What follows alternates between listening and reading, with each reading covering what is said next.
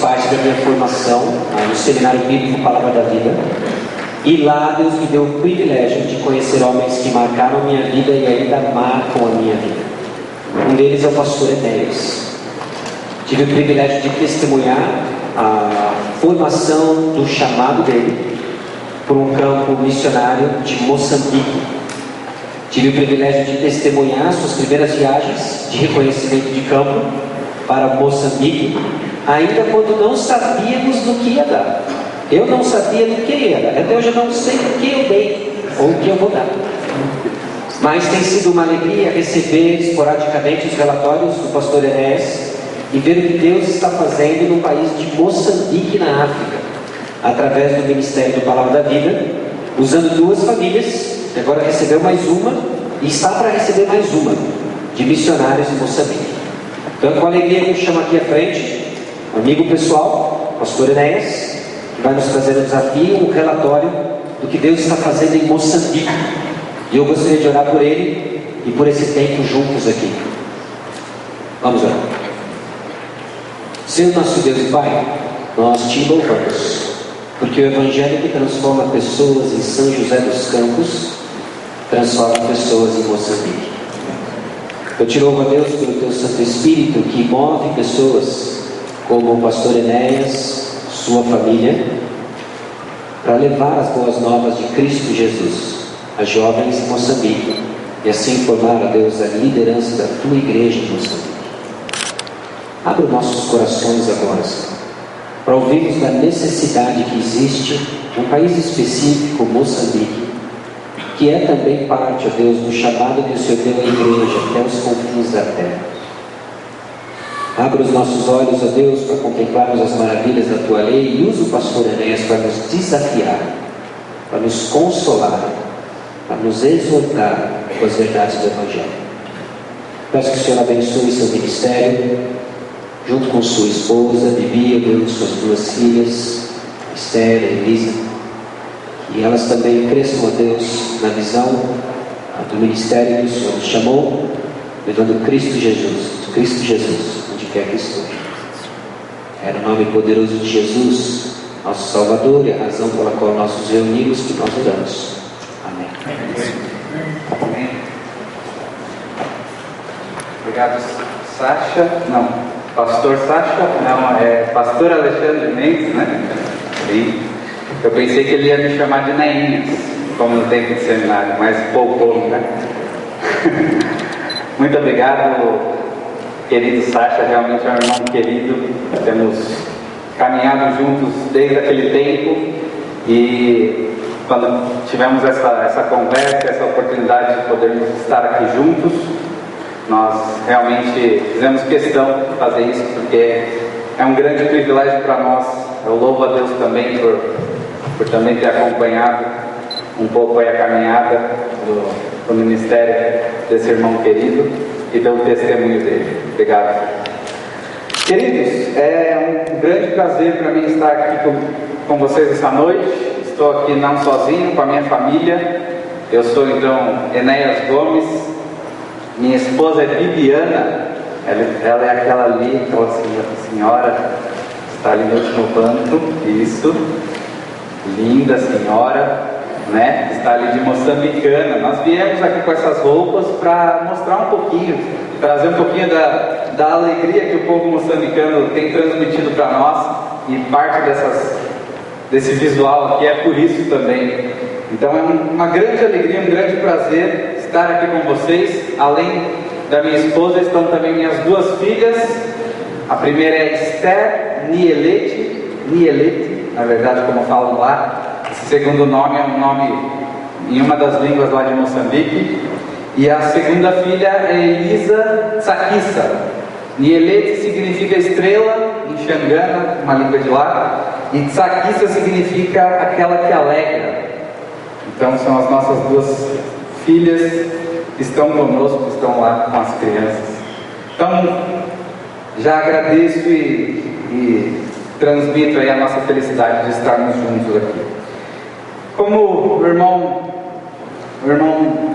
Alexandre, pastor Alexandre, compartilhou, nós estamos em Moçambique já fazem 4 anos, desde 2010, e muito bom, Deus tem sido conosco, nos abençoado muito mais do que esperávamos, sonhávamos para esse tempo, e eu quero compartilhar com você um pouquinho. Mas antes eu quero, com temor e tremor, compartilhar um pouco da palavra de Deus e desafiá-los um pouco em coisas que talvez você já saiba, mas que é sempre bom ouvirmos mais uma vez.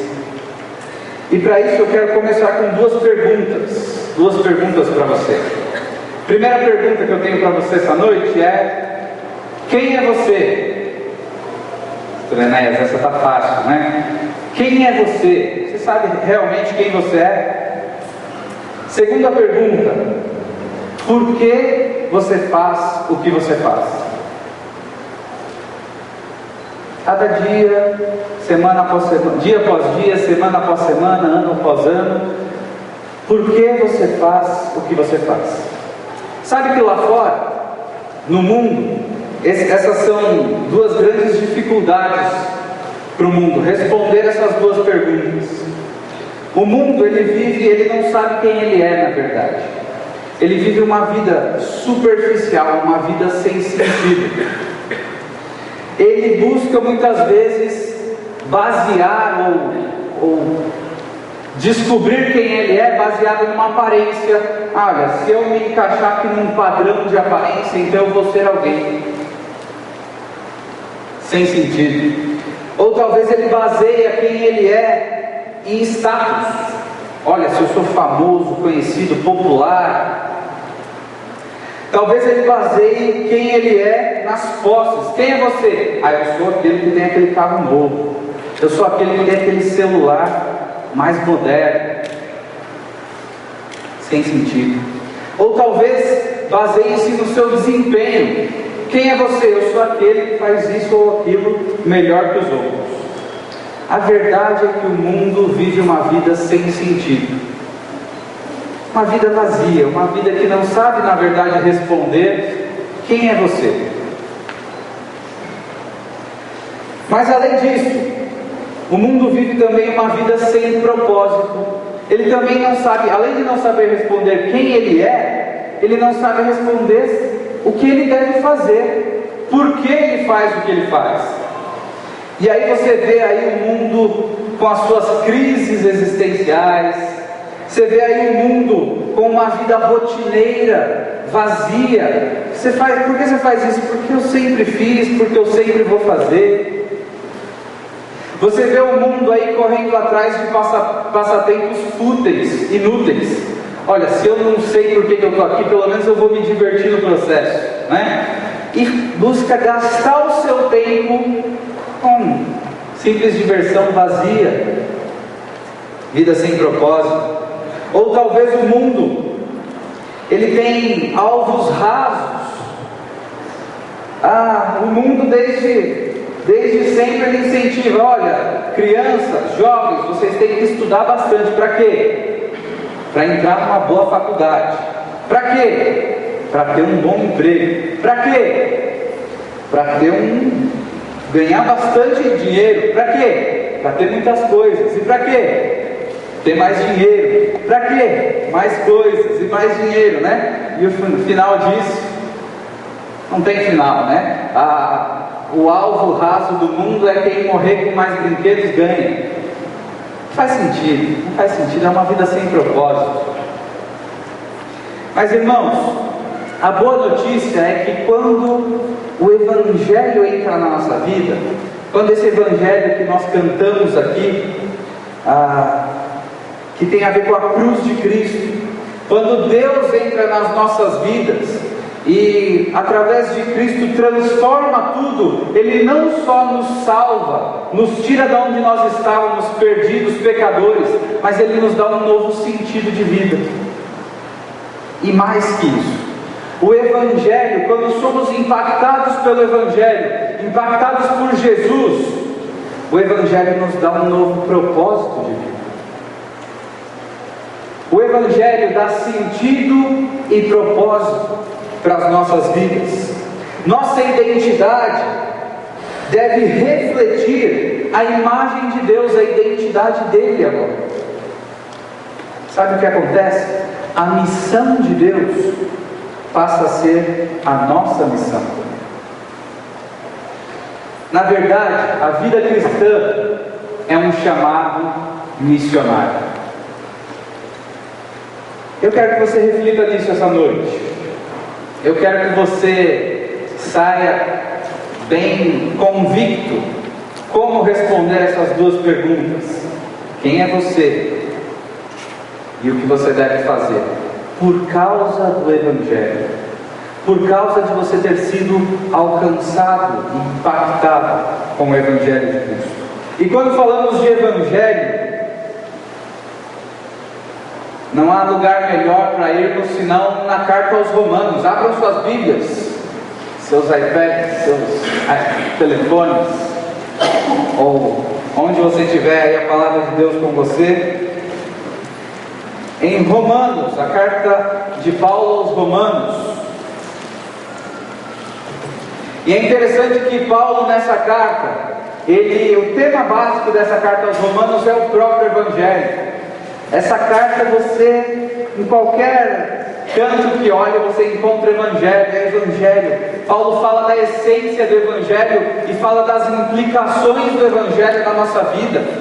O Evangelho não é só uma mensagem que tem poder para nos salvar, que, como ele diz lá em Romanos 1,16, que o Evangelho é sim o poder de Deus para a salvação de todo aquele que crê, mas Paulo demonstra que não é só isso. O Evangelho é o poder de Deus para nos salvar e tem implicações para o restante do nosso caminhar, para o restante da nossa vida com Deus.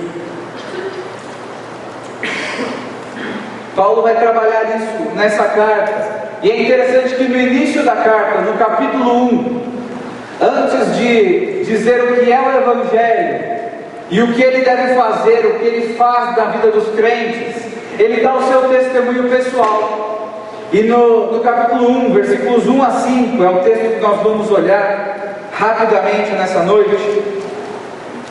Paulo dá então o seu testemunho pessoal, e ele vai dizer como o Evangelho impactou a sua própria vida, e como ele então deve impactar as nossas vidas. Aquele que se encontra com o Evangelho tem um novo sentido e um novo propósito de vida. É isso que vamos ver. Romanos capítulo 1, versículos de 1 a 5. Permitam-me ler aqui na versão NVI, que é a que tenho aqui comigo. Diz assim a palavra de Deus: Paulo, servo de Cristo Jesus, chamado para ser apóstolo, separado para o Evangelho de Deus, o qual foi prometido por ele de antemão, por meio dos seus profetas nas Escrituras Sagradas, acerca de seu filho, que como homem era descendente de Davi, e que mediante o Espírito de santidade foi declarado Filho de Deus com poder, pela sua ressurreição dentre os mortos, Jesus Cristo, nosso Senhor. Por meio dele, e por causa do seu nome, recebemos graça e apostolado, para chamar dentre todas as nações um povo para a obediência que vem pela fé. Paulo dá o seu testemunho pessoal, e eu quero destacar 3 aspectos desse testemunho que nos falam que a vida cristã é um chamado missionário. Aquele que foi impactado pelo Evangelho, primeiro, ele precisa ter um perfil missionário. E olha aqui, eu não estou falando daqueles que estão lá na África como eu, ou em outros lugares com o título de missionário. Estou falando de todos nós que um dia fomos impactados pelo Evangelho de Cristo Jesus. Precisamos ter um perfil missionário. Qual era o perfil missionário de Paulo? Qual deve ser o nosso perfil missionário? Primeiro, Paulo diz, ele se apresenta, Paulo, servo de Cristo Jesus. A palavra servo na Bíblia tem pelo menos 2 significados. Primeiro é aquele escravo que pertence totalmente ao seu dono e não tem liberdade para ir embora. Mas servo também é aquele que voluntariamente opta por servir o seu Senhor. E no nosso caso, por causa do Evangelho, esses dois significados devem estar presentes na nossa vida. Nós somos servos porque pertencemos a Deus, fomos comprados por Ele por um alto preço, o próprio sangue de Jesus. Pertencemos a Deus, somos servos dele, mas também devemos ser servos que voluntariamente servem ao seu Senhor. Como Paulo mesmo diz lá no capítulo 12 de Romanos, quando ele fala: apresentem os vossos corpos, as vossas vidas, como um sacrifício vivo, santo e agradável a Deus. Ou seja, entreguem-se para o serviço a Deus, voluntariamente. Servo é diferente de um empregado. O empregado, ele está ali trabalhando por sua própria escolha. O servo de Deus, ele é chamado por Cristo. O empregado, ele espera receber. O que eu vou ganhar com isso? O servo de Deus, ele visa dar, porque ele já recebeu. O empregado, ele depende das suas próprias capacidades. O servo de Deus, ele depende de Deus e tem disposição. O empregado, ele busca glórias para si. O servo de Deus, ele glorifica a Deus. O empregado, ele busca os seus próprios direitos. O servo de Deus, ele abre mão dos seus direitos. Servo é uma característica dos homens de Deus. Se você for olhar como outros homens de Deus do Novo Testamento, como Tiago, Pedro, Judas, João, como eles se apresentaram, você vai ver ali: servo. Irmãos, quer responder a pergunta: quem é você? Saiba que por causa do Evangelho, você precisa ter um perfil missionário. E em primeiro lugar, você é um servo de Deus. Além disso, Paulo continua dizendo: servo de Cristo Jesus, chamado para ser apóstolo. E essa palavra apóstolo significa um enviado, um mensageiro. É um termo que foi usado para apontar aqueles que foram especialmente comissionados por Jesus. Os 12 apóstolos, eles tinham sim uma autoridade diferente dada pelo próprio Jesus. Mas essa palavra, enviado, mensageiro, apóstolo, foi usada também para outros crentes que não faziam parte do grupo dos 12, como Barnabé, Timóteo, Silas. E ela é sim aplicável a nós, nesse sentido, de que quando somos impactados com o Evangelho, somos enviados, temos uma nova missão, somos mensageiros de Deus. Obrigado. Somos mensageiros, faz parte do nosso perfil missionário, deve fazer parte do seu perfil missionário.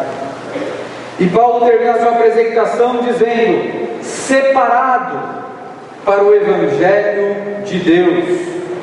Paulo reconhece que ele é consagrado para um propósito.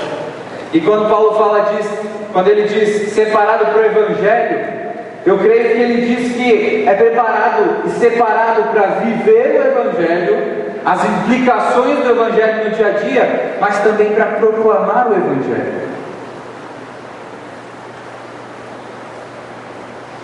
Você que foi impactado pelo Evangelho de Cristo, você precisa ter um perfil missionário, como um servo enviado, separado por Deus para o Evangelho, para viver e proclamar o Evangelho. Nos próximos versículos, você olhar comigo aí a partir do versículo 2, nós vemos que para a obra missionária que é uma obra de Deus, é uma obra de Deus, não é uma obra do missionário, não é uma obra nossa, primeiramente é uma obra de Deus. Para essa obra, o próprio Deus nos deu a provisão missionária. E a provisão missionária está aí nesses próximos versículos, 2 a 4, o qual foi prometido por Ele de antemão, por meio dos seus profetas, nas Sagradas Escrituras, acerca de seu filho, que como homem era descendente de Davi, e que mediante o Espírito de Santidade foi declarado Filho de Deus, com poder, pela sua ressurreição dentre os mortos, Cristo Jesus, nosso Senhor. A provisão missionária é o próprio Cristo, é o sangue de Jesus, Ele que foi prometido por Deus, Ele que foi proclamado pelos profetas,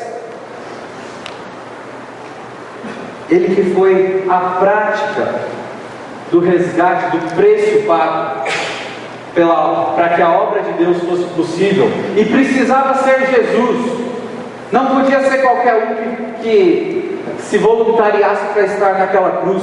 Precisava ser alguém que fosse 100% homem, como Jesus era.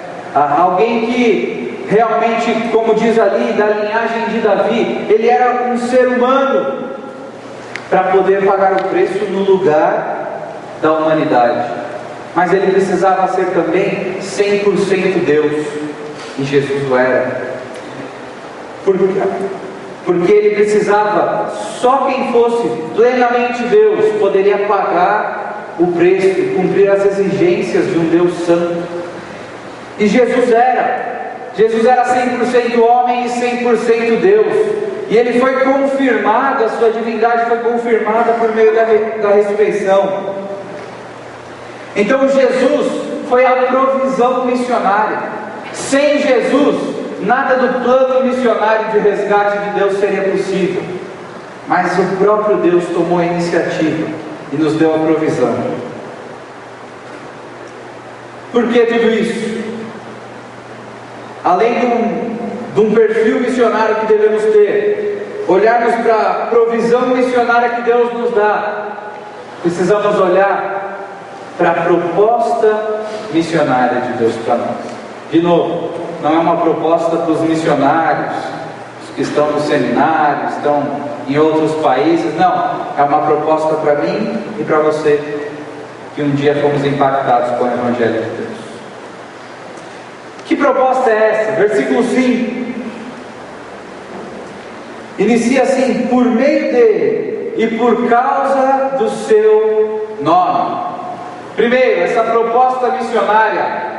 Missões não existem em primeiro lugar por causa das pessoas. Missões existem em primeiro lugar por causa do próprio Deus. Porque Deus é Deus, Ele merece toda a honra e toda a glória. E missões em primeiro lugar existem porque existem povos, nações, pessoas que ainda não glorificam. A essência de missões é ver o nome de Jesus exaltado. Então, por causa dele, por meio dele e por causa do seu nome, o que recebemos? Primeiro, recebemos graça. Nós recebemos graça. Paulo reconhece que tudo que temos é pela graça de Deus.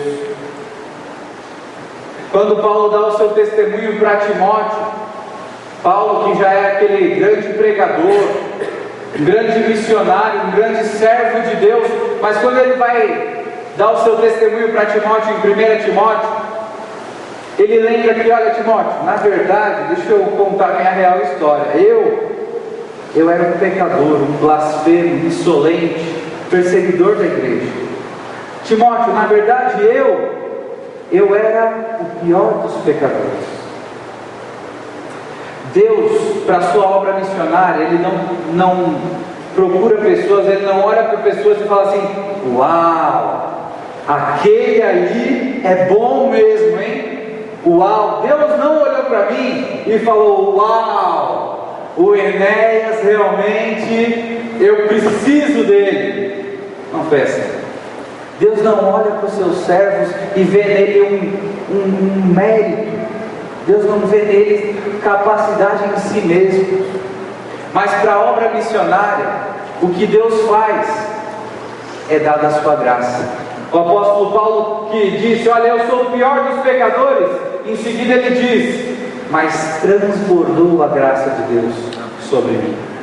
Irmãos, é só pela graça. Eu estava junto com Paulo ali, como o pior dos pecadores, mas a graça de Deus um dia me resgatou. E a graça de Deus é aquela que nos resgata e nos capacita para servirmos a Deus. Amém. Então, diante da proposta missionária, se você olha para o desafio de Deus para você e fala: não, eu não consigo, eu não sou bom o suficiente, você está começando bem, tá? Você está começando bem, porque é esse tipo de gente que Deus traz para si e capacita para servi-lo, pela sua graça. A obra missionária ela é feita pela graça. Deus usa homens pecadores, e Paulo sabia muito bem. Se você for olhar todas as cartas paulinas, elas iniciam e terminam com graça. Você vai lá ver Romanos, Coríntios, Gálatas, Efésios, Filipenses, todas as cartas paulinas. No início e no final, Paulo cita a graça de Deus. Tudo na vida cristã começa, continua e termina com a graça de Deus. É só por causa dela que podemos receber a proposta missionária e atender a essa proposta. Recebemos graça para quê? O apóstolo Paulo continua: nós recebemos graça e apostolado para chamar dentre todas as nações um povo para a obediência que vem pela fé. Recebemos um chamado para chamar um povo de todas as nações. A proposta de Deus para você começa lá em casa, começa lá com o seu vizinho, com os seus parentes, começa lá com os seus colegas de trabalho, de faculdade, de escola, mas não acaba lá. A proposta missionária vai até os confins da terra. A proposta de Deus para nós é olharmos para todos os povos e todas as nações que ainda precisam de Jesus. Ainda hoje, existem lugares onde o Evangelho ainda não foi pregado. Existem povos não alcançados que precisam ser alcançados, precisam ser buscados.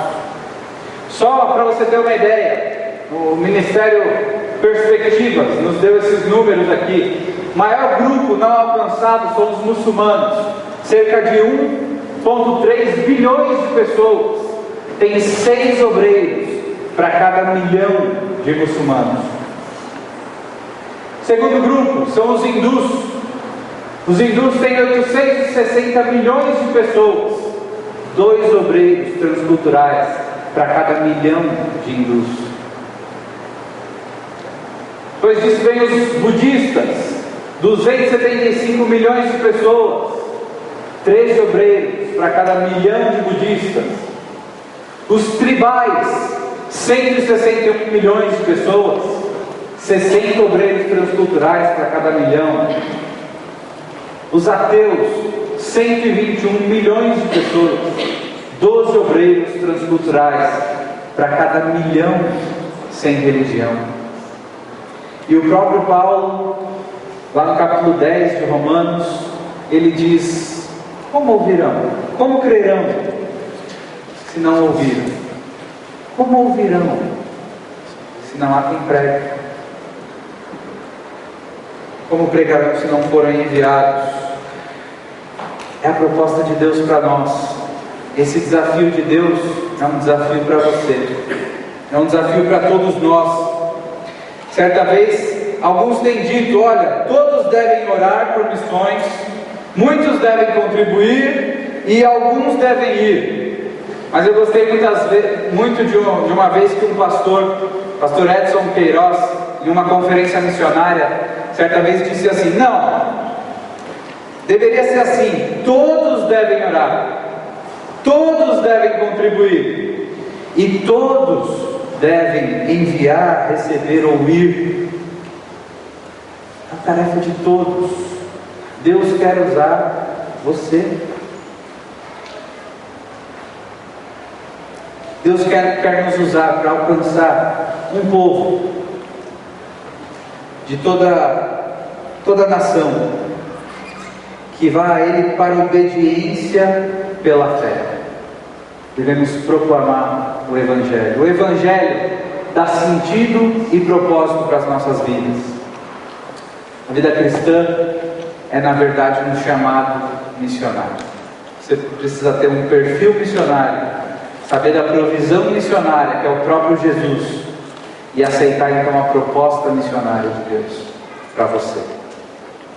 Eu um dia percebi, foi ainda enquanto estava no seminário, percebi que a minha vida não era entrar na correnteza do mundo e viver para mim mesmo, para os meus interesses, e no final não dar em nada.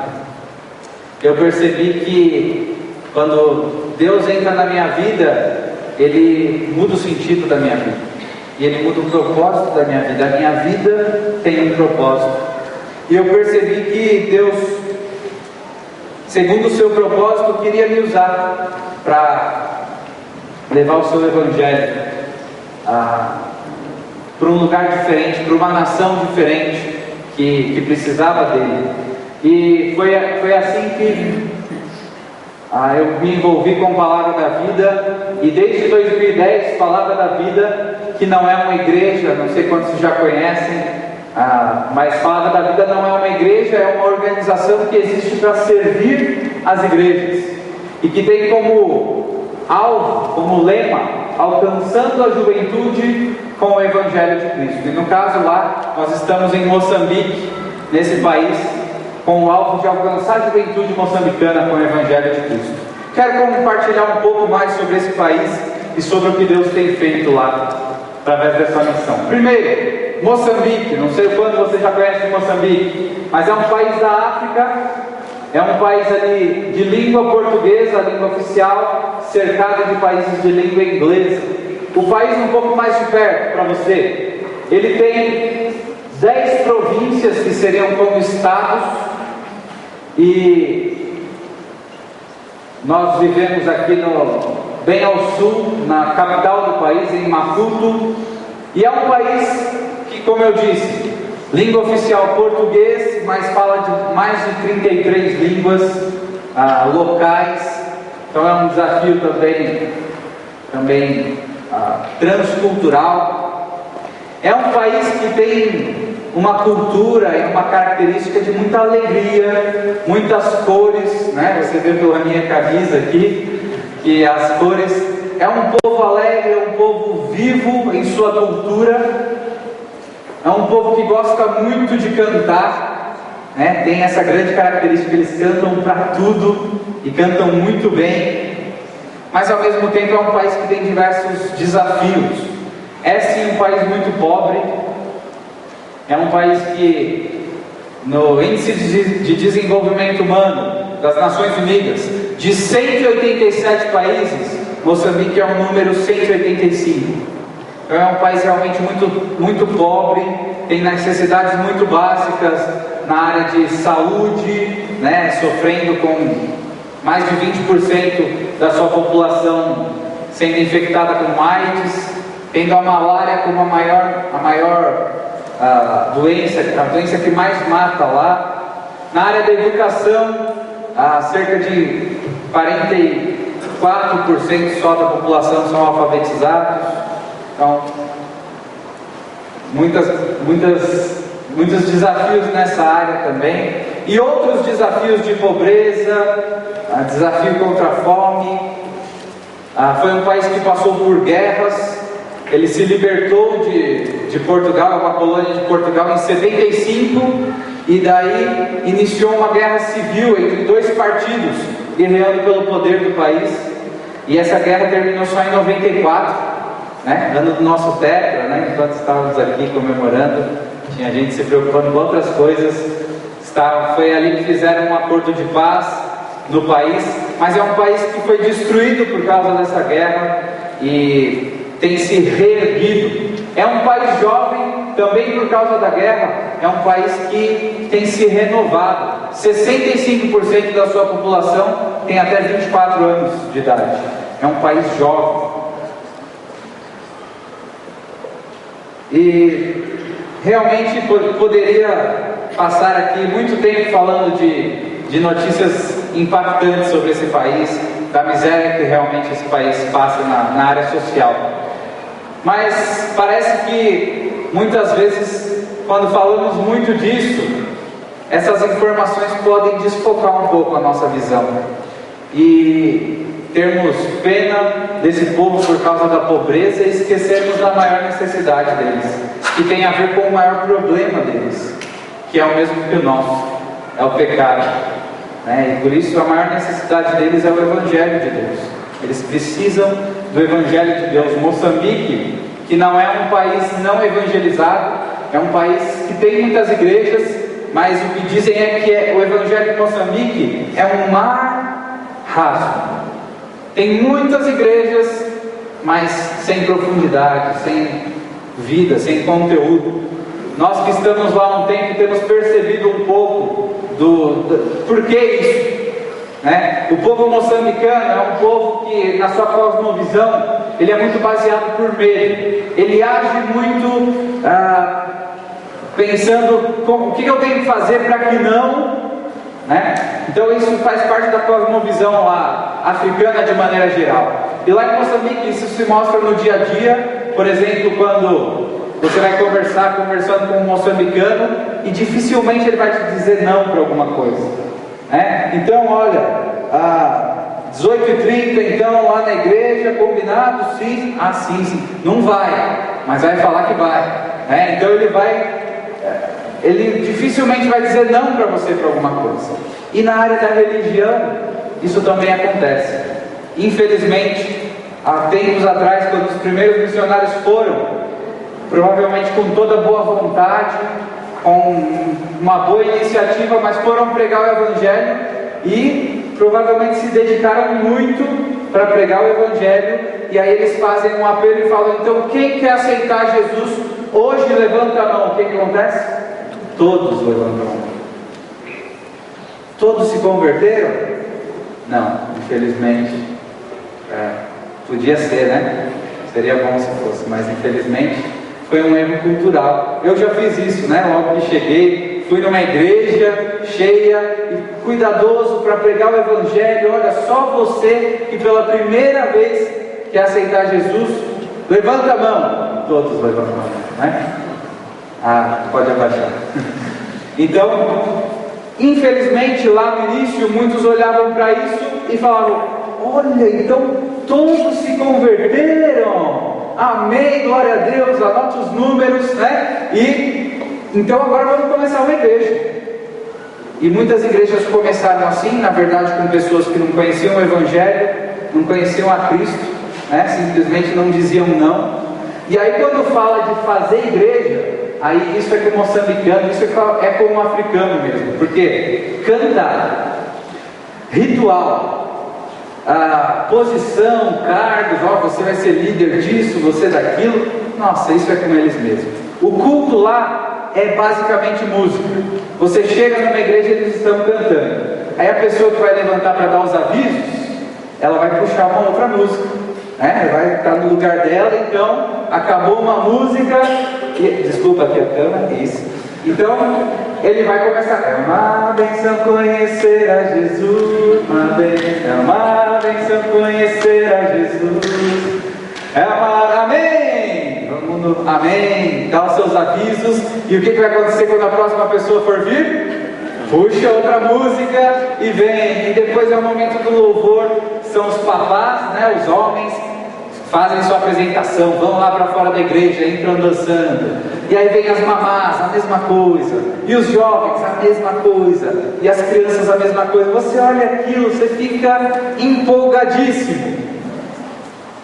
Mas é só isso, né? Não tem palavra, não tem vida.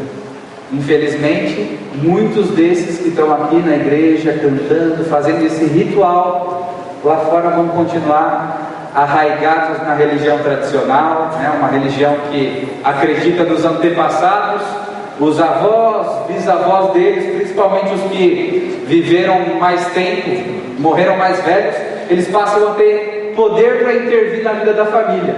Então tudo que acontece tem a ver com eu estar fazendo ou deixando de fazer alguma coisa para os antepassados. E quem me orienta no que eu tenho que fazer? O curandeiro, né? Então o curandeiro é o médium, o pai de santo lá, que diz o que eles têm que fazer. E muitos, mesmo dentro das igrejas, têm ainda vivido uma vida... Na verdade, eles não conhecem o Evangelho, né? Muitas vezes. Então, a necessidade de treinamento de líderes em Moçambique é muito mais básica do que eles conhecem pouco a Bíblia, né? Em muitos contextos, eles precisam do Evangelho verdadeiro. É por isso que Palavra da Vida escolheu esse país para iniciarmos um trabalho lá, porque a missão do Palavra da Vida é promover a glória de Deus, ou seja, no final de tudo, o que nós queremos não é o nome do Palavra da Vida exaltado, é o nome de Deus, é a glória de Deus, com tudo que vamos fazer. Como queremos glorificar Deus? Com a edificação da Igreja de Jesus Cristo, nós vamos servir as igrejas que já existem lá. De que forma? Diferentes meios de evangelismo, discipulado, treinamento.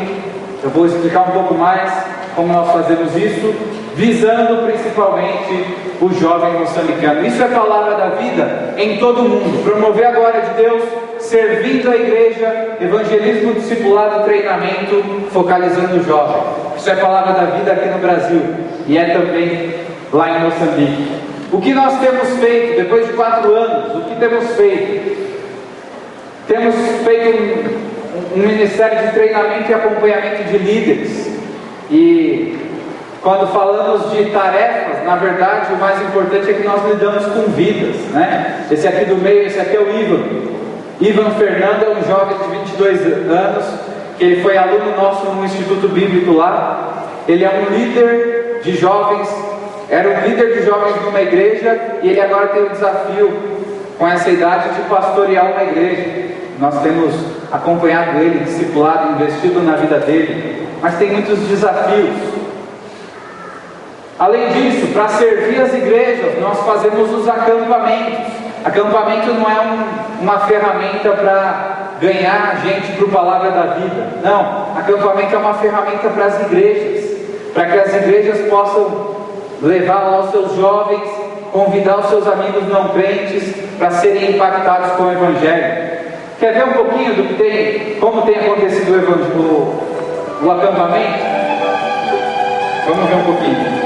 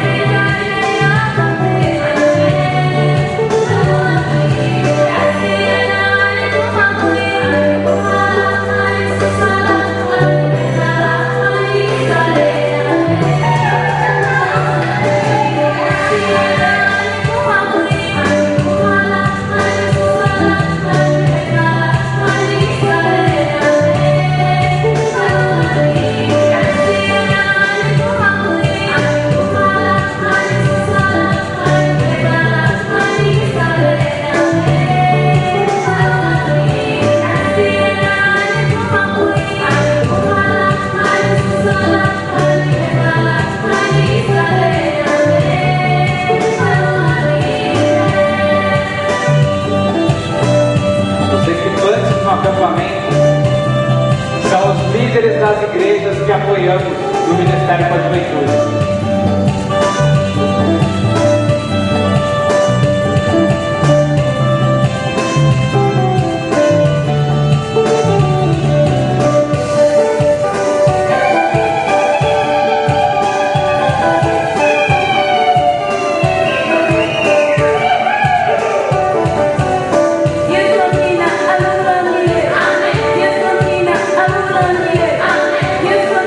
Aluna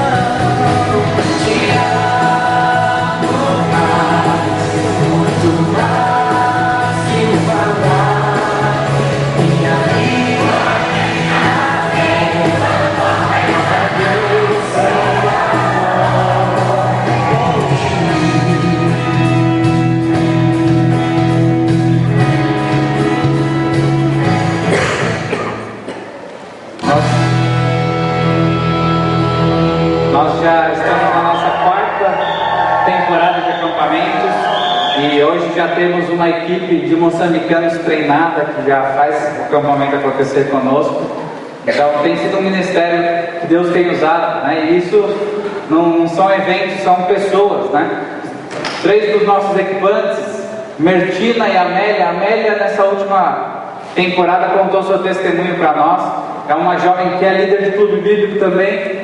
E ela, desde que se converteu, a família dela é uma família que segue a religião tradicional. E desde que se converteu, ela decidiu então seguir Jesus de verdade. E ela falou para a família: olha, eu não vou fazer os rituais que a família faz aí, então eu não quero participar disso.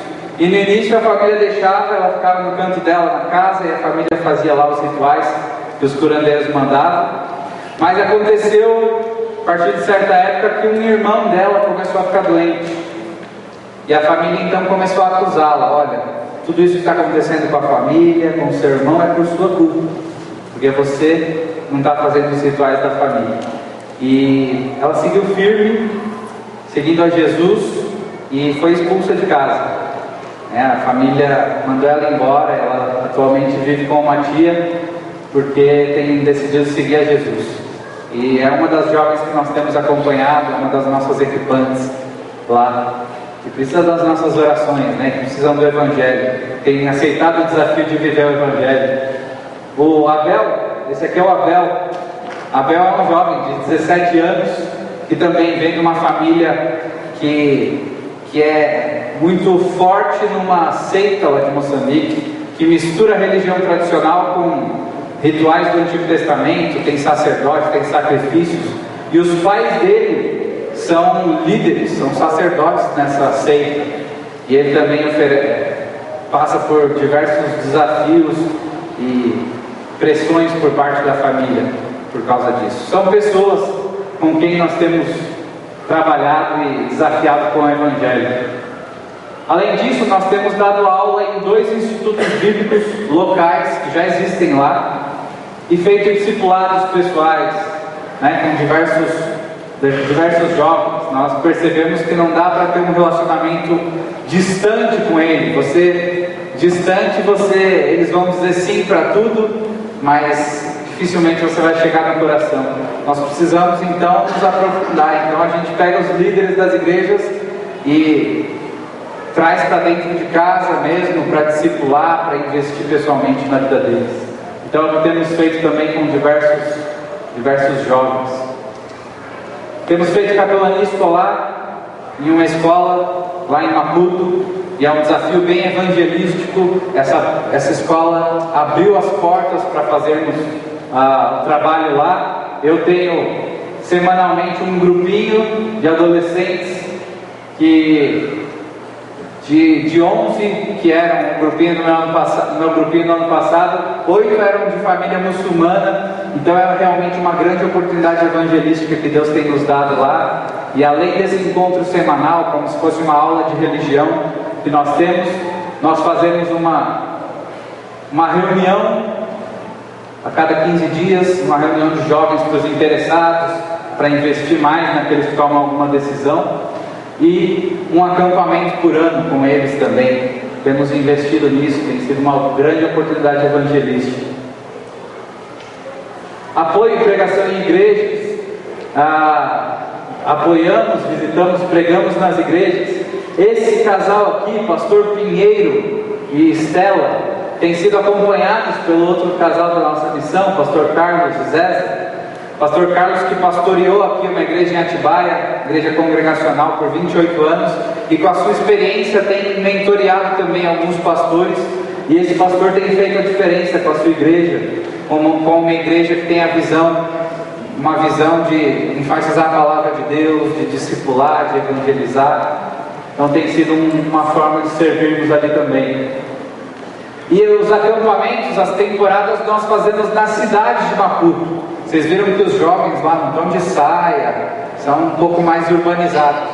No interior, que a maioria do país é um contexto mais rural, nós fazemos o que chamamos de acampamentos mais simples, rústicos.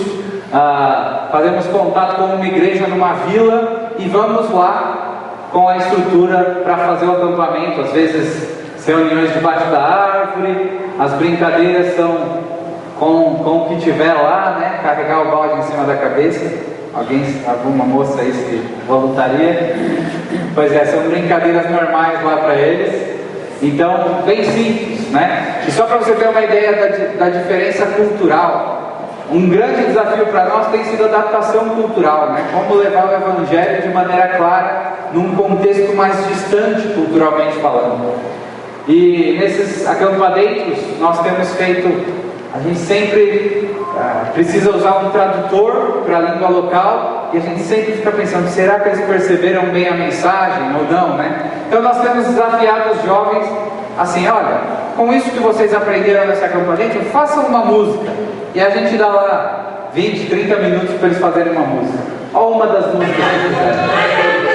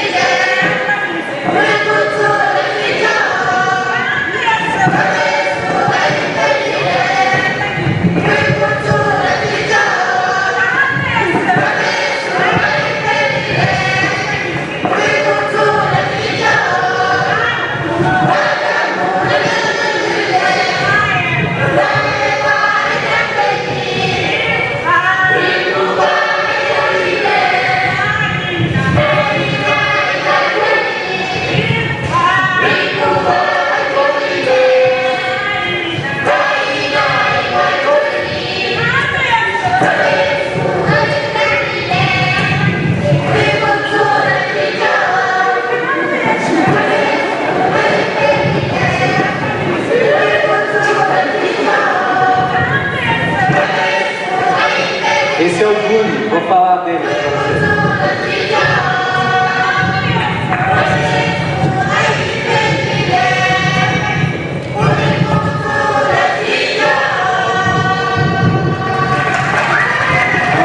Só para você ter a ideia da diferença cultural, né? A distância cultural dos jovens mais do interior. Então temos também buscado alcançá-los com o Evangelho de Cristo, né? Com estratégias diferentes. Desde 2010, são essas duas famílias que foram para Moçambique. Na verdade, nós fomos só 2 e voltamos 4, né? Então, nossas 2 moçambicaninhas nasceram lá, a Estela e a Elisa, e a família Nogueira. Nós fomos para começar a Palavra da Vida lá em Moçambique. Nós percebemos que, apesar dos diversos desafios culturais, de estrutura para o ministério, Deus fez as coisas andarem muito mais rápido do que nós pensávamos, né? O alcance, a hospitalidade, a abertura do povo para o nosso ministério foi realmente muito melhor do que nós esperávamos. E em 4 anos nós já estávamos assim fazendo no nosso limite ministerial.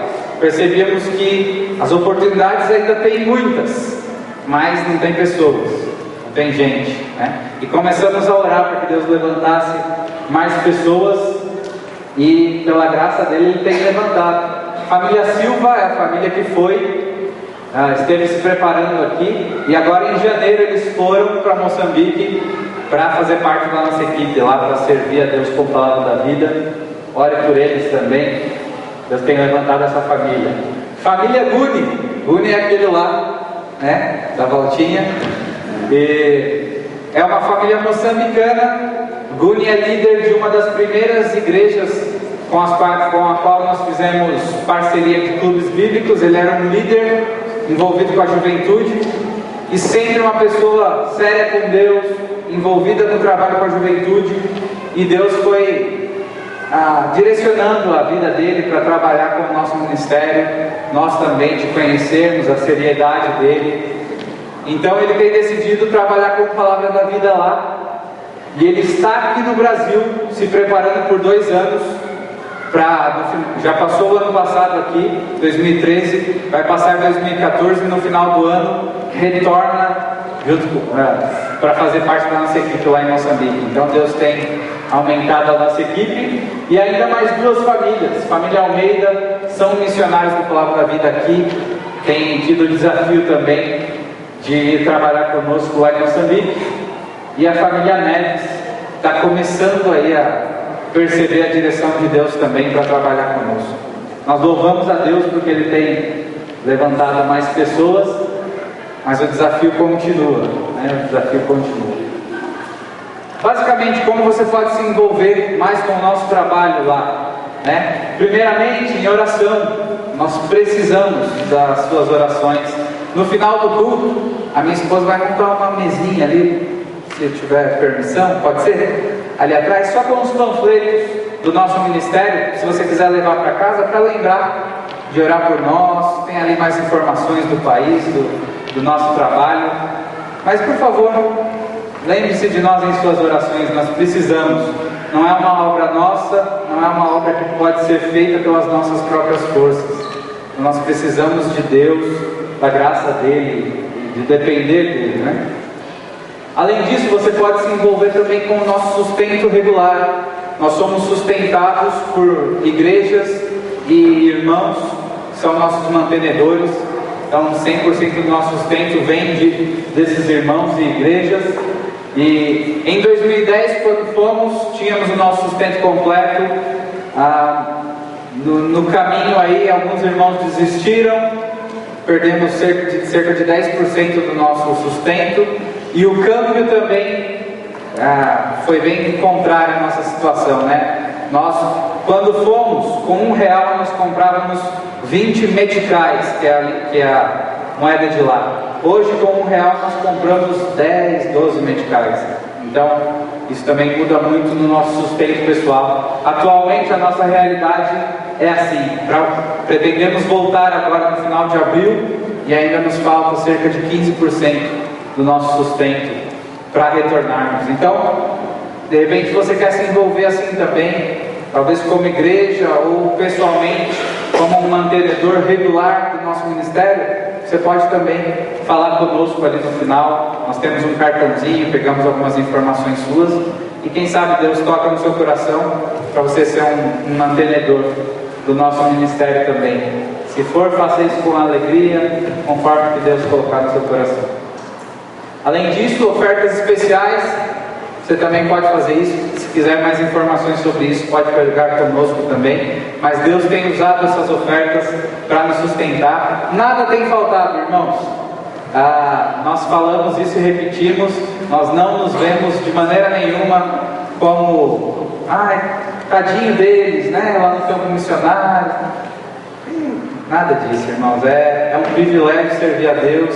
Deus é fiel, Ele nos sustenta de diversas formas. Às vezes usa ofertas especiais. No ano passado, no início do ano, nós recebemos uma oferta um pouco maior, né? Ficamos animados e tínhamos planos para essa oferta. Vamos fazer isso ou aquilo.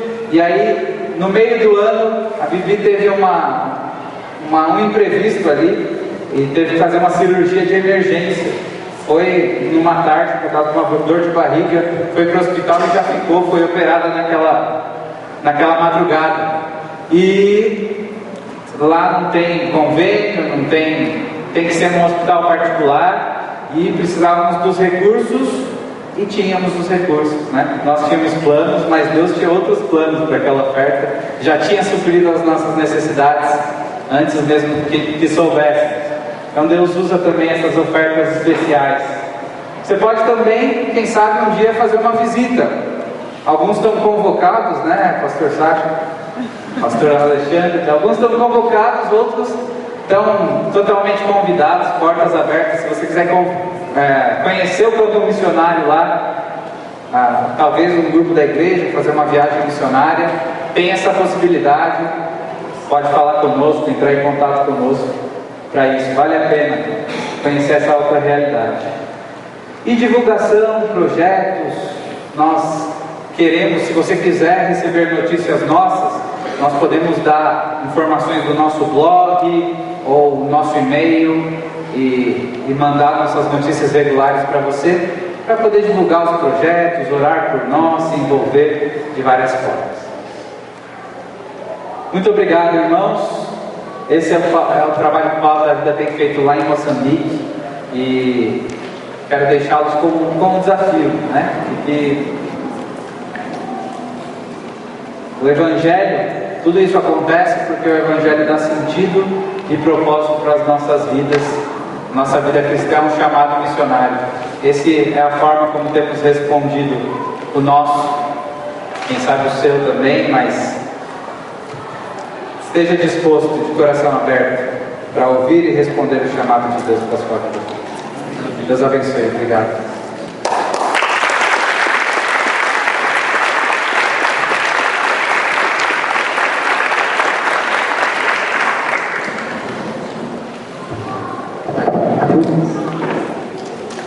Obrigado, Alex, pelo desafio na palavra e também pela exposição do que Deus está fazendo em Moçambique. Abra comigo a sua Bíblia rapidamente em Colossenses capítulo 1, os versículos 3 a 8. Eu não sei como é que você recebe o que você ouviu hoje à noite.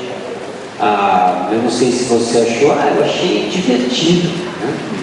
Eu achei diferente, olha que legal, aquela dancinha no final, se a gente fizesse algo assim aqui na igreja, né?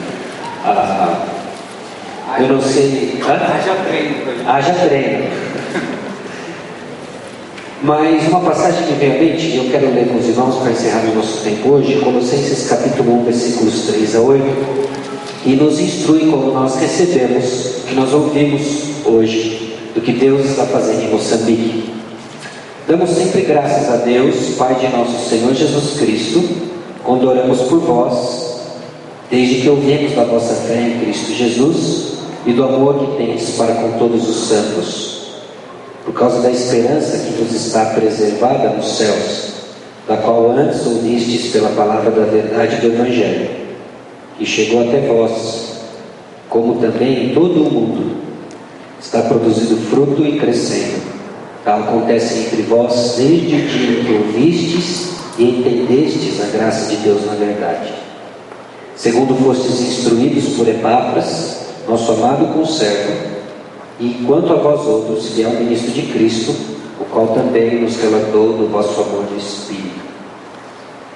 O apóstolo Paulo foi encorajado ao receber notícias do efeito da mensagem do Evangelho em todo o mundo. Hoje nós somos lembrados, fomos informados do efeito do Evangelho em Moçambique. O Evangelho que transforma vidas aqui, transforma vidas lá. São diferentes apenas na aparência, mas na essência somos todos iguais.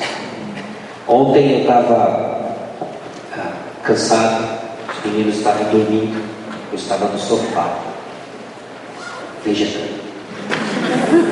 Minha mãe ligou no canal de reportagem e foi muito interessante porque era um canal secular entrevistando um missionário no Camboja, cuja missão é recuperar moças de 12 e 13 anos que foram vendidas para bordéis. O Evangelho que transforma vidas aqui, que transforma em Moçambique, que transforma no Camboja, tem feito um estrago na vida das terras, para a glória de Deus. Amém. Saia daqui hoje encorajado, como Deus tem usado a vida do pastor Enéas, da equipe em Moçambique, que de 4 anos já está quintuplicando a equipe disso. O pastor Carlos foi meu professor A Zélia, a esposa dele, era bibliotecária na escola onde eu estudei. Eu a via 2 vezes ao ano. Deus trabalhou algumas coisas na minha vida desde então. E é uma alegria ver Deus usando a vida desses homens, dessas mulheres em Moçambique. E que Deus continue assim, usar você, pastor Inés, com a glória de Deus. Ele já tem a mesa lá no fundo, a Bibi, esposa deles, vai estar lá, com as crianças também. Passe lá, dê um abraço, encoraje, em nome de Jesus. Nós temos algumas iniciativas missionárias na igreja também. Não sabemos o que Deus começa aqui. Aliás, há um tempo atrás nós adotamos alguns acampantes. Os irmãos lembram disso? Foi o que, uns 2 anos atrás, acho que mais até, né? Nas temporadas passadas teve também. Teve também. Então nós já adotamos alguns acampantes. Talvez aquele que deu susto é o seu acampante. Estava aprontando lá. Mas depois ele levantou a mão também. Então, glória a Deus. Vamos orar, encerrando o nosso tempo. Mais uma vez, dando graças a Deus pelo Evangelho que frutifica em São José, Moçambique, Camboja, ao redor do mundo. Glória a Deus. Senhor, nós te louvamos porque o Evangelho nos transforma e nos dá sentido, nos dá propósito. O Evangelho, Deus, nos aponta a vivermos além de nós mesmos. Tem misericórdia, Deus, do teu povo. Tem misericórdia nos momentos em que muitas vezes vivemos preocupados demais conosco mesmos. E por isso sofremos. Clamamos, ó Pai, que o Senhor nos ajude e nos mova a viver uma vida direcionada pelo sentido do Evangelho. O Senhor sabe que somos pobres, que carecemos da Tua graça, a graça que transforma vidas ao redor do mundo. Encoraja, Deus, Teu povo essa semana, a fim, ó Deus, de que os nossos olhos estejam voltados para as necessidades perto de nós e longe de nós, a nossa família, Deus. Abençoe o pastor Enéas, sua família, o restante do tempo no Brasil, tantas atividades, tantas visitas. Que o Senhor os encoraje, ó Deus, que eles voltem em segurança para onde estão ficando durante esse tempo. Que o Senhor levante o restante do sustento necessário, dando a eles a certeza, a convicção cada vez maior e crescente de que o Senhor cuida, como nós ouvimos, nas necessidades que ainda nem chegaram.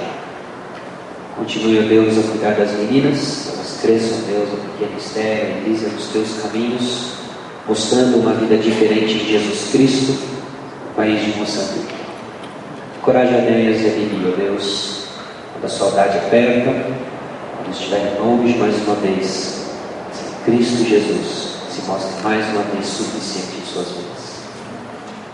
Nós te louvamos pelo retiro das mulheres, que elas voltarem em segurança, e que seja uma semana agora, Deus, de descanso em tudo aquilo que elas aprenderam, foram consoladas e confrontadas. Abençoe o nosso pastor, o pastor Edson, recarregando suas baterias depois de mais uma maratona de ensino da palavra.